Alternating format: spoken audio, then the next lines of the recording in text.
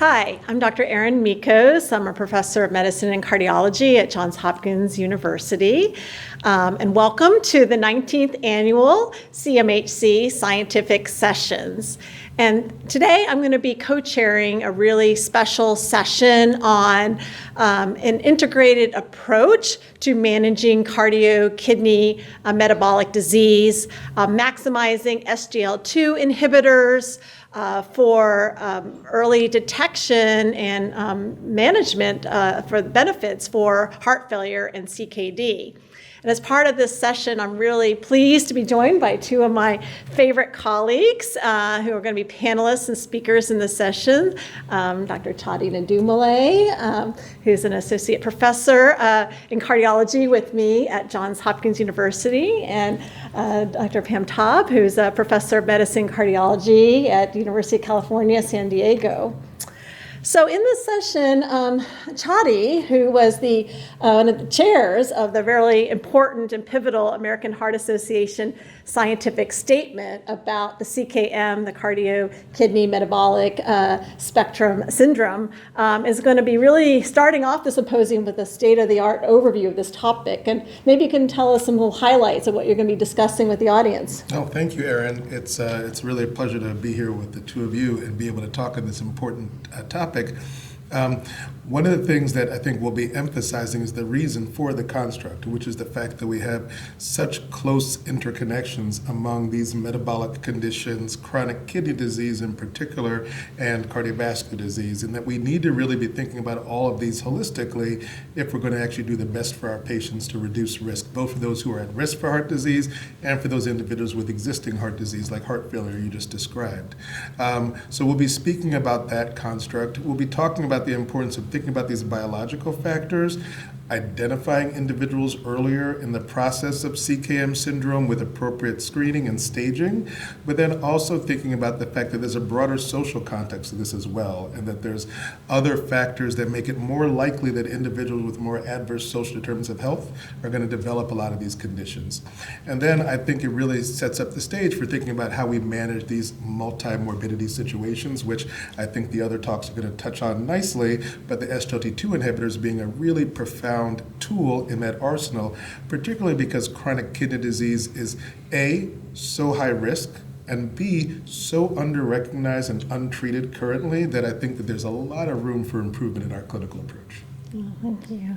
Well, I'm going to be speaking a little bit about lessons learned from the clinical trials about SGLT2 inhibitor benefits in both patients with heart failure and CKD. But, medicines don't work in patients that don't take them. So the real pivotal thing is implementation. So Dr. Taub, Pam, you're going to be really talking about implementation and how to optimize guideline-directed medical therapy. So what are some take-home points from your talk today?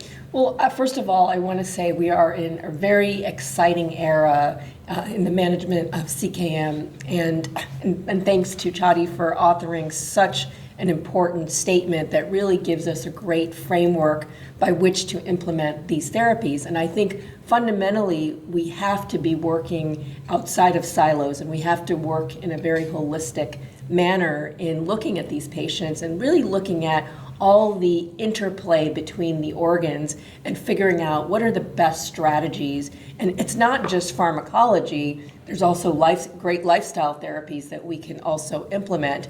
And also, how do we implement these much earlier in the disease course? Rather than waiting for disease to speak to us through manifestations such as a myocardial infarction or a heart failure admission, we need to be really figuring out how to identify subclinical disease and then implement strategies for treating that subclinical disease so it never evolves to full-blown disease. And I think that's where the CKM construct is so important, because it really gives us a great infrastructure and framework to start thinking about subclinical disease.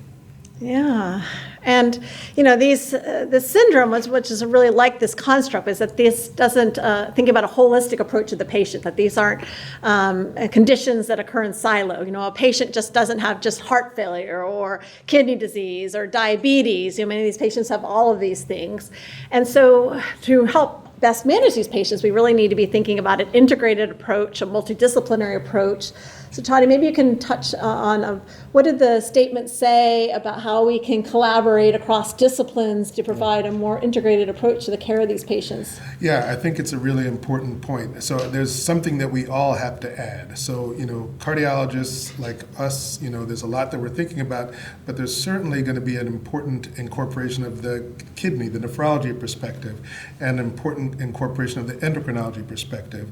And then there's a lot of people who are really important in the care team: pharmacists, social workers, dietitians for lifestyle support has been described. And then, of course, the primary care physician is right at the middle of all this, trying to quarterback and try to arrange everybody. So there's a really need to kind of provide ways to better support this. A couple of things that we talk about are the need to have clinical champions and interdisciplinary care teams that really kind of help to develop more concrete protocols at given sites to say, here's how we're going to be addressing these multi-morbidity cases, and triggering that when we see a confluence of these factors: diabetes and CKD, heart failure and diabetes, these various kind of overlapping conditions.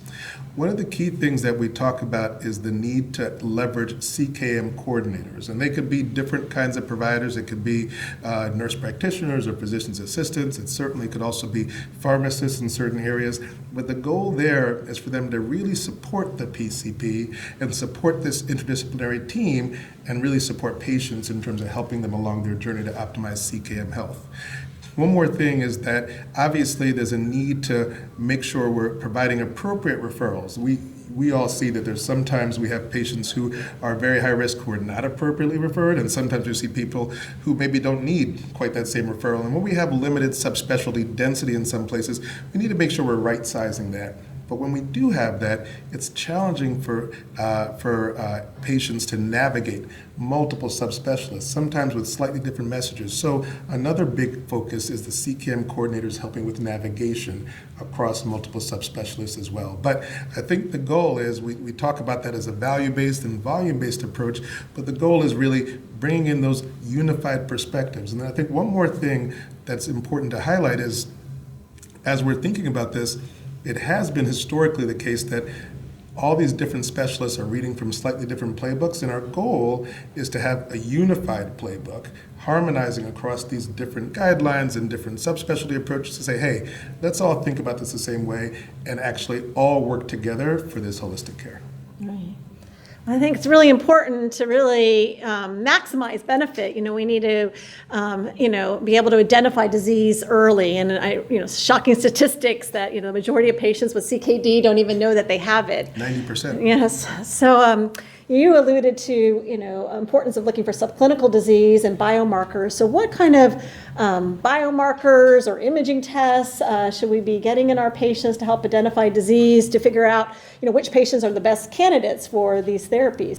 So there are a lot of really important biomarkers that we can use to really delineate that patient who has early CKM. One of my favorites, which is very underutilized, is UACR, which is a very simple urine test looking for microalbuminuria. And I think in the cardiology community, we're still not utilizing UACR, but it really gives us a lot of insight into early disease in the kidney.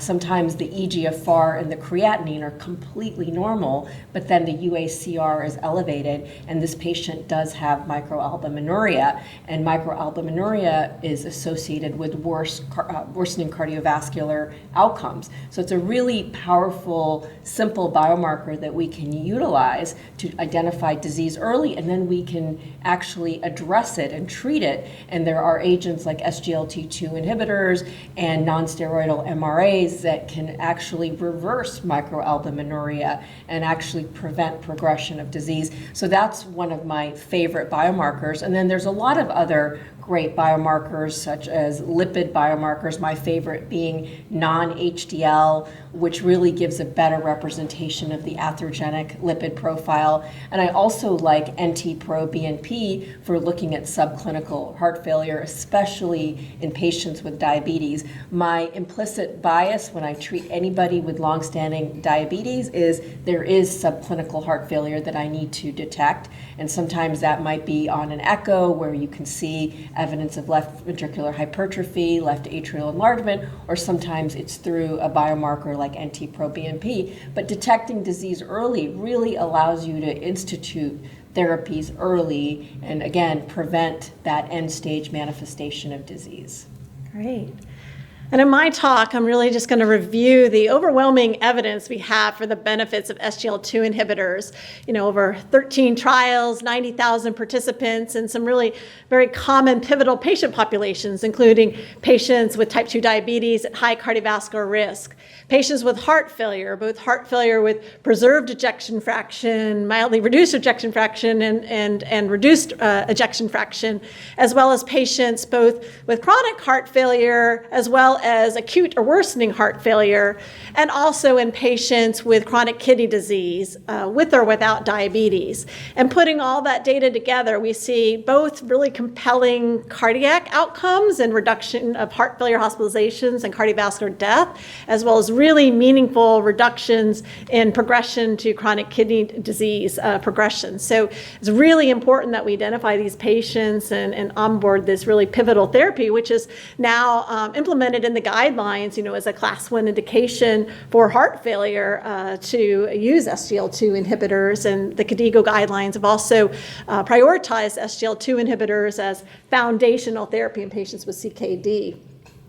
So I'm going to turn to both of you and have you, if you have any remaining comments you want to make before we wrap up. Well, I think one of the things to emphasize, and I think Pam did this really nicely, is the fact that there's really a kind of well-tread progression that happens in CKM syndrome, and really does start with excess and dysfunctional adipose tissue. We develop these metabolic risk factors in CKD. It leads to the subclinical disease that we were just describing in clinical disease. So earlier recognition, using the staging framework, using systematic screening will really help us to start to address these issues earlier, and not when somebody's at the edge of dialysis or already here with a heart attack or heart failure. So I think we have these great tools.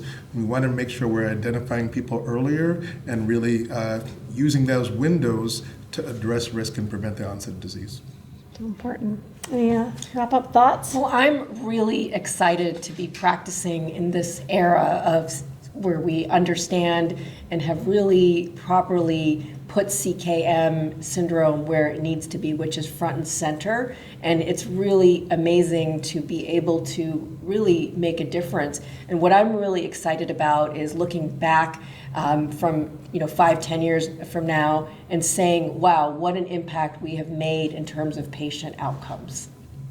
Well, great. So that's what you heard here live from Boston. So we're looking forward to this fantastic session this afternoon on SGLT2 inhibitors and the cardio kidney metabolic spectrum. And it's been just a fantastic 19th annual scientific session so far. So thank you.